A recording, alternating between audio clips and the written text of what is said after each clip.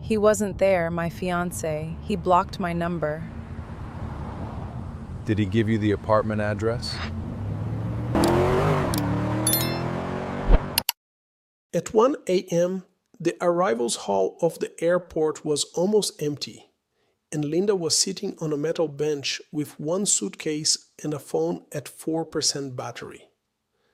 The air smelled like industrial cleaner and cold coffee. Every few minutes, a janitor's cart squeaked past. She had been sitting there for 6 hours. Her name was still glowing on a hotel confirmation email that was now useless, because the man who booked it, the man who was supposed to be waiting at gate 14 with flowers and an apology for being held up at customs, was not real. Or rather, he was real, but nothing he'd told her was. She had flown 11 hours to be here. She had exactly $112 in a checking account and a suitcase full of clothes. She'd picked out to impress a man who did not exist the way she thought he did. A black SUV pulled up outside the sliding doors. Plain, unbranded, the kind of car that could belong to anyone. A man got out wearing a gray hoodie, sleeves pushed up, no logo, no watch that she could see, nothing that said money. He walked in like he already knew where he was going. "Linda?" he said. She looked up, wary. "Do I know you?" "No," he said. "But your rideshare canceled 40 minutes ago, and this airport doesn't run another shuttle until 6. "I didn't order a rideshare." "I know," he said. "I did."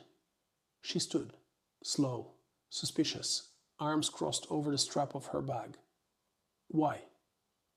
"Because it's 1 in the morning and you've been sitting under that specific fluorescent hum of abandonment for 6 hours, and somebody should probably not let that continue."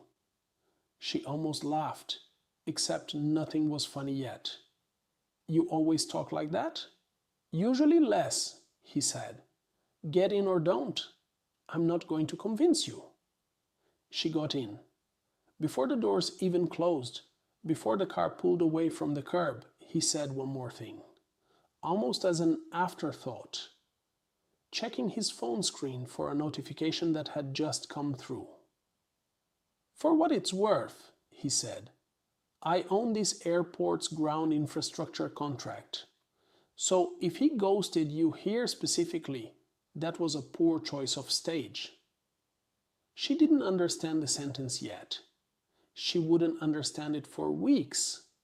If you've never watched someone's whole night flip upside down in 11 words, stick around because it's about to happen twice.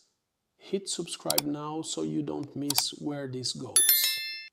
3 months earlier, Linda was a graphic designer in a small apartment with too many deadlines and not enough sleep.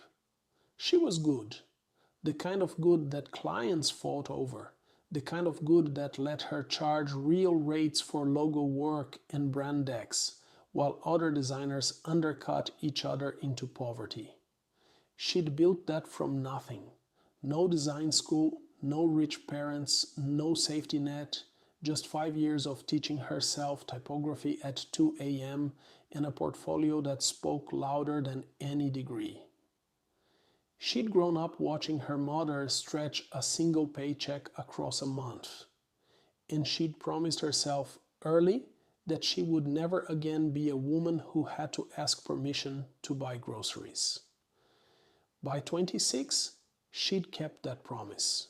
She had her own apartment, her own equipment, her own client roster built one referral at a time, cold email by cold email, portfolio piece by portfolio piece, until the work started finding her instead of the other way around.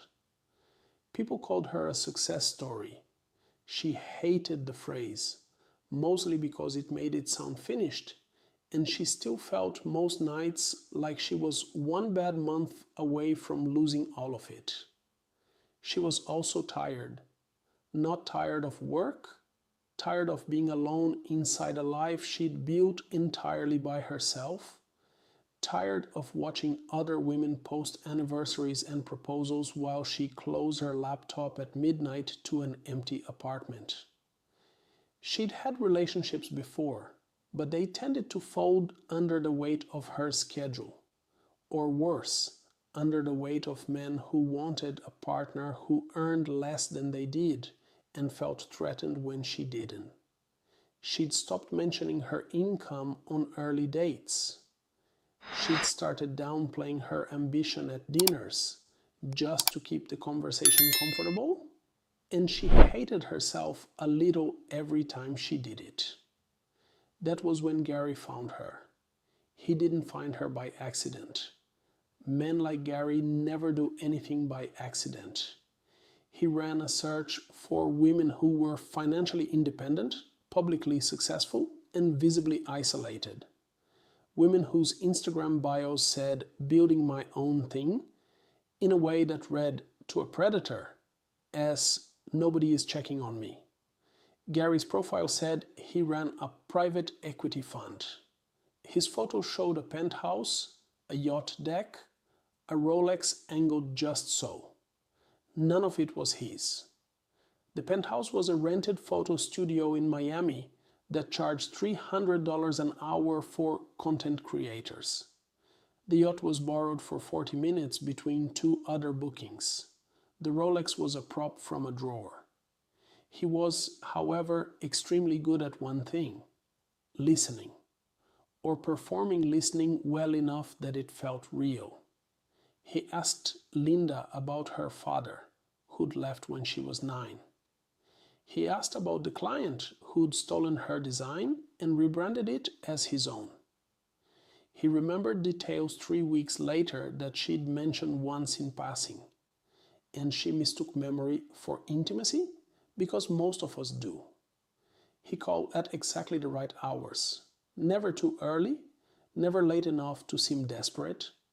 He sent voice notes instead of texts, because a voice, even a fake one, lands somewhere texts can't reach. He told her, in week 2, that he'd never met anyone who built something real instead of just talking about it.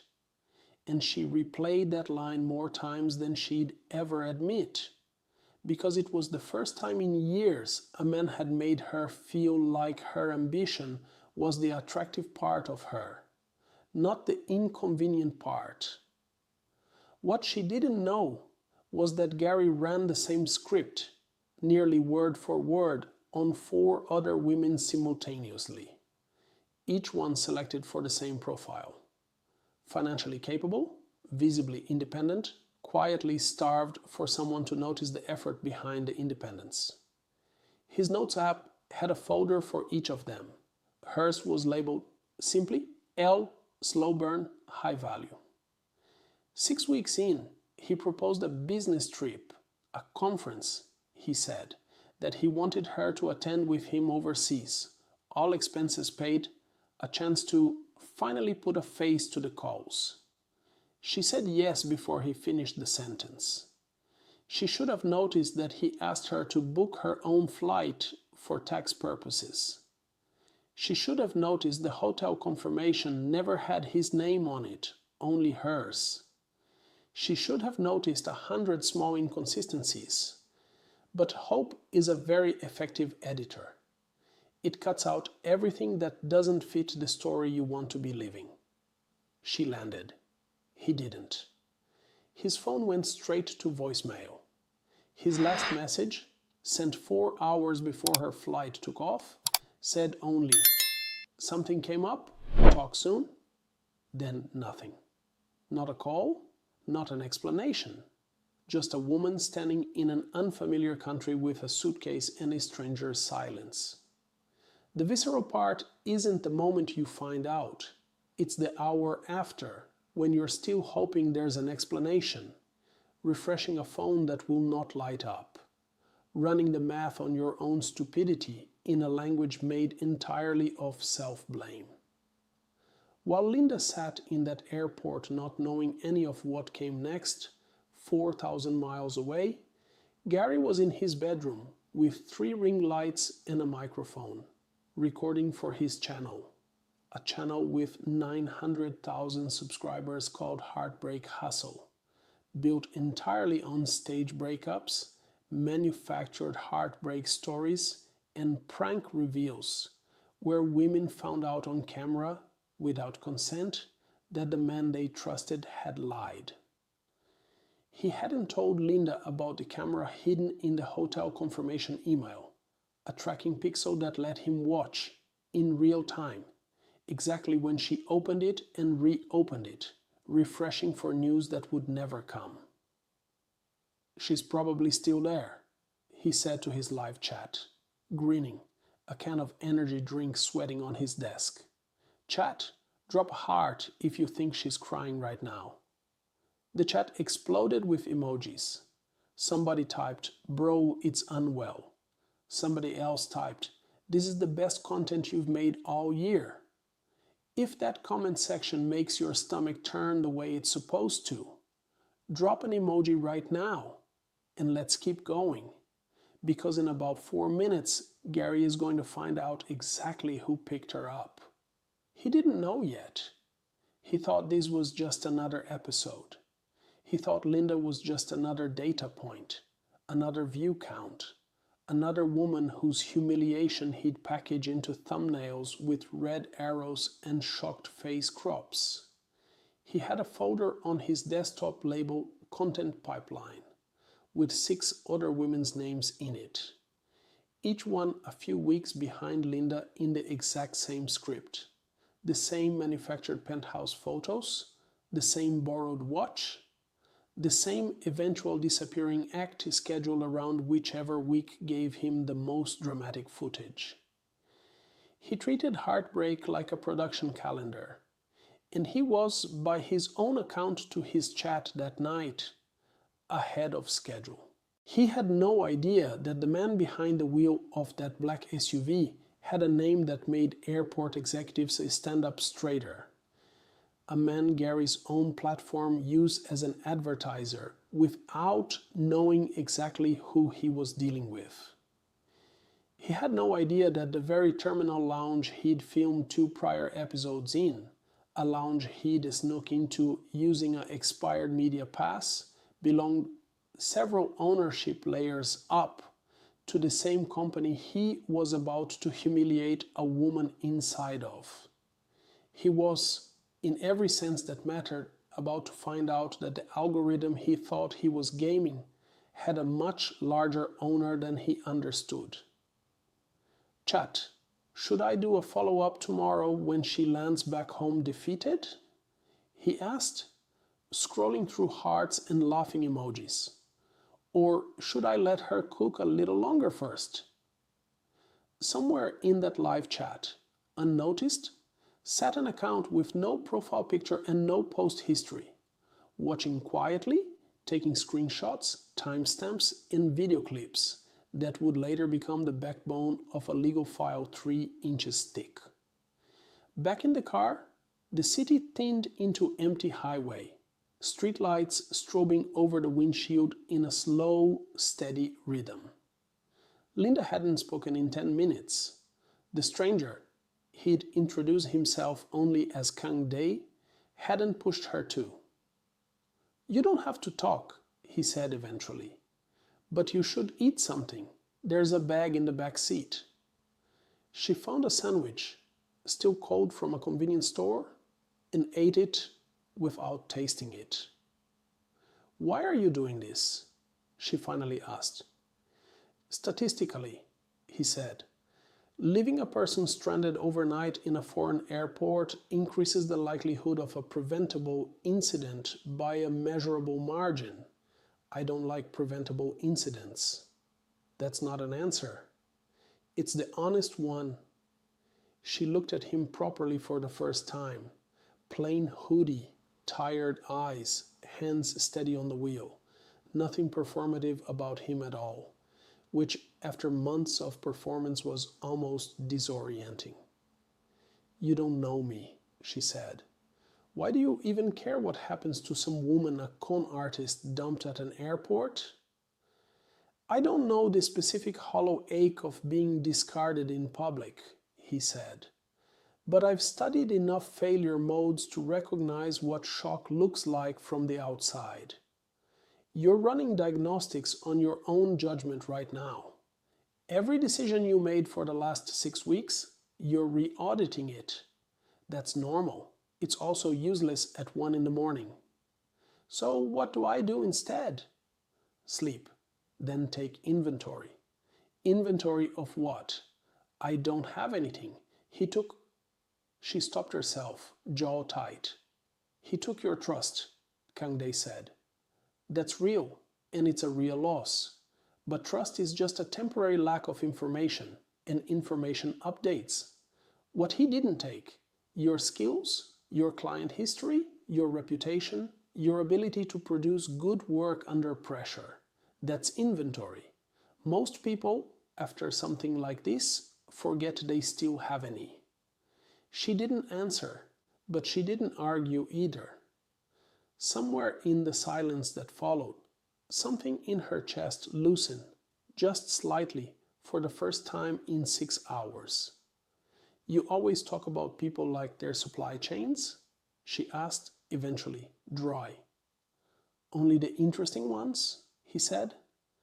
And for the first time, there was the ghost of a smile. So, what's my inventory, then, if you're so good at this? 14 years of design work, apparently, based on how you talk about it. A reputation you built without anyone's help. A tolerance for risk high enough that you flew across the world for someone you'd never met in person, which is either your biggest flaw or your biggest asset, depending on who you apply it to next. That's not comforting. It's not supposed to be comforting. It's supposed to be accurate. Comfort wears off. Accuracy holds up.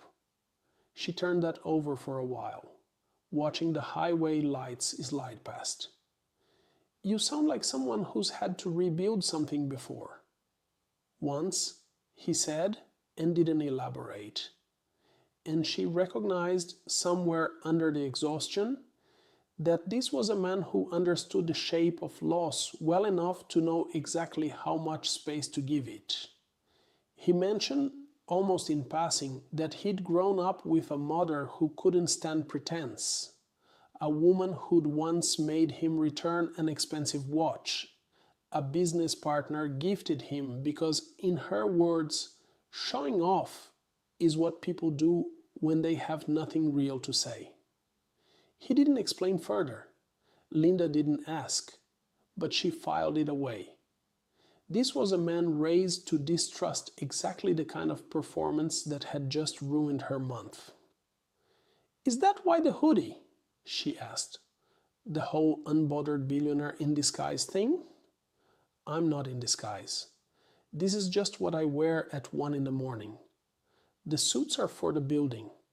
The hoodie is for the actual hours I live in. Most men who could afford otherwise don't make that distinction.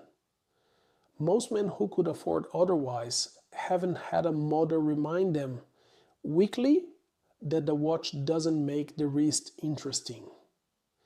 He checked her into a quiet, clean hotel near the city center. Nothing flashy, nothing that screamed money, and handed her a card before he left. Plain white, just a name and a number. No title. If you need anything logistical, he said, call that number. If you don't, that's fine too. I'm not expecting anything. Then he left. No lingering, no meaningful glance held 2 seconds too long. No request for her number in return. He simply walked out, got in his SUV, and drove away. And Linda sat on the edge of the hotel bed, feeling something she hadn't expected to feel that night. The specific, unfamiliar quiet of being helped by someone who wanted nothing back. She didn't cry in front of him. She cried after, alone, into a hotel pillow that smelled like bleach. And she let herself do it fully, because pretending she was fine would have been its own kind of lie. And she was done with lies for a while. She woke up the next morning with swollen eyes and a decision already half formed. She was not going to fly home broken. She was not going to post a vague, dignified caption about healing while quietly falling apart. She was going to work. She opened her laptop and emailed every client she'd ever had, not asking for pity, asking for work. She undercut nothing, apologized for nothing, explained nothing. She simply said she was expanding her studio and had capacity for new projects. 3 replied within the hour. 1, a boutique skincare brand she'd worked with a year earlier, needed a full rebrand in 10 days and was willing to pay double for the rush. She said yes before she let herself feel scared about it. What she didn't know, not yet, was that Kang Dae had quietly flagged her studio to 2 of his own subsidiary brands. Brands that needed design work and had no idea the recommendation had come from their own chairman. He didn't tell her. He didn't want her gratitude clouding whether she actually earned the work, and she did earn it. Every draft she sent back was sharper than what they'd expected, delivered faster than they'd asked for. Within a week, she had 4 active clients, an actual production schedule, and a bank balance that no longer made her stomach drop when she checked it. Her spite hadn't disappeared. If anything, it fueled her. The memory of Gary's silence turning into something she poured directly into 12-hour workdays. She wasn't healed. She still flinched when her phone buzzed with an unknown number, still deleted 3 dating apps in one sitting at 2 a.m. and didn't reinstall them, still caught herself mid-meeting, replaying the exact wording of his last text like it was a wound she couldn't stop pressing on. She wasn't healed. She was just refusing to lose. There were bad nights in that first week too. Nights she didn't put in any caption, didn't mention to anyone. One night, she sat on her bathroom floor for 20 minutes, doing nothing but breathing, furious at herself for still caring what a liar thought of her. Another night she deleted, then rewrote, then deleted again. A message to Gary's old number that she never sent, because some part of her still wanted an explanation she knew she'd never get. She let herself have those nights. She just didn't let them have her mornings. By the second week, the skincare rebrand was finished, delivered 2 days early, and the client called it the best creative direction we've had in 3 years of business. Linda didn't tell them it had been built on 4 hours of sleep a night and a stubbornness that had nowhere else to go. She just cashed the check and took the next project. She and Kang Dae texted sparingly, in a rhythm that felt almost professional. He'd send a single line, "How's the skincare deck coming?" And she'd send back progress screenshots, and he'd reply with something dry like, "The typography is doing more work than the copy," which is either a compliment to you or an insult to them. She found herself laughing at her phone alone in her apartment, which felt like its own small victory. Once, she sent him a screenshot of a rejection, a client who'd ghosted mid-project, no explanation, contract unpaid, and braced for sympathy she didn't want. Instead, he replied, "That's a receivables problem, not a character problem. Send it to collections and move on to the next brief." It was, oddly, exactly what she needed to hear. Nobody had ever framed her heartbreak-adjacent disasters in spreadsheet terms before, and something about the coldness of it felt more respectful than any amount of forced warmth would have. 3 weeks after the airport, she was walking through the city's financial district on her way to meet a new client, coffee in hand, wearing a blazer she'd bought with money she'd earned entirely on her own. She looked, for the first time in a long time, like a woman with somewhere to be. Then she looked up. A massive digital billboard spanned the side of a glass tower, 40 feet tall, rotating through corporate announcements. And there, mid-rotation, was a photo of Kang Dae. Not in a hoodie this time, but in a charcoal suit that fit like it had been built around him, standing beneath the words Chairman Global Terminal Holdings. She stood frozen on the sidewalk, while people moved around her like water around a stone. She called him right there, standing under his own face on a screen the size of a building. "You're the chairman," she said, no greeting. "Technically, the whole conglomerate," he said, unbothered, like she'd asked about the weather. "The logistics are just larger than I implied.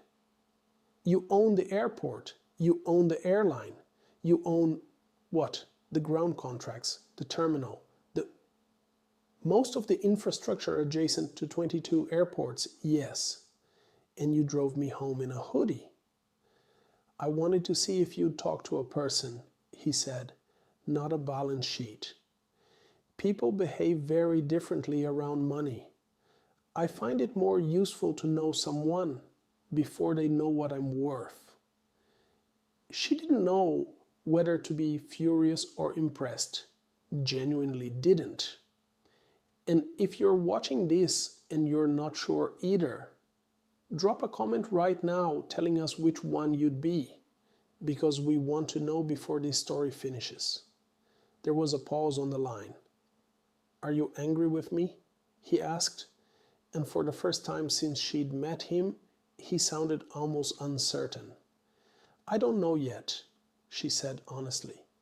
"Ask me again after I finish being confused." He let her have the silence. That, more than anything he'd said, told her something true about him. While Linda stood under that billboard, recalibrating everything she thought she understood about the quiet man in the hoodie, Kang Dae's legal and communications teams were already moving on something else entirely. Something that had nothing to do with romance and everything to do with the fact that Global Terminal Holdings' name had appeared, unauthorized, in 3 of Gary's monetized videos, used as backdrop footage to make his stage breakup content look more premium. That was a mistake, not a moral one, in the eyes of the lawyers, a contractual one. Unauthorized use of branded terminal footage, misrepresentation of a partner airline's involvement in third-party content, and, once investigators dug further, evidence that Gary had used a corporate hospitality lounge, meant for actual business travelers, to film 2 of his reveal videos without ever booking it. Kang Dae did not raise his voice. He didn't need to. He picked up the phone once to his general counsel and said 6 words. "Handle it properly, no public statement." Within 72 hours, Gary's monetization was suspended pending review. Within a week, 3 brand sponsors that had unknowingly overlapped with Global Terminal's ad network pulled their contracts, not because they were told to, but because nobody wants to be associated with a lawsuit involving a company that size. A journalist who'd been quietly building a story on heartbreak content farms for months finally had the corroborating detail she needed and published it within days. The internet, which forgives almost nothing once it smells hypocrisy, turned on him entirely. Old clips resurfaced, clips where he'd bragged on camera about how easy it was to find women whose independence made them lonely enough to skip due diligence. Former co-stars from his stage videos came forward with their own accounts, several describing the same script, the same borrowed penthouse, the same disappearing act once the cameras had what they needed. A thread comparing his manufactured lifestyle photos to the actual rental listings of the studios he used went viral on its own, stripped of any involvement from Kang Dae's legal team at all. Sometimes the internet does the finishing work for free, once you've simply stopped protecting someone from consequences. His account was suspended, then permanently banned, and Heartbreak Hustle, 900,000 subscribers deep, went dark within the month. The last thing he ever posted before the ban was a blurry apology video with the lighting all wrong for the first time in years, filmed without ring lights, without a script. A man suddenly indistinguishable from the ordinary people he'd spent years exploiting for content. Linda watched it happen from a distance, feeling something she hadn't expected. Not triumph, not quite, but a kind of quiet closure. The specific unglamorous relief of watching a liar run out of runway on his own. She and Kang Dae met again properly 2 weeks later, in a small, unremarkable restaurant he chose specifically because he said no one photographs the parking lot of this place. They sat across from each other, and for once neither of them said anything clever for almost a full minute. "I don't want your money," she said finally.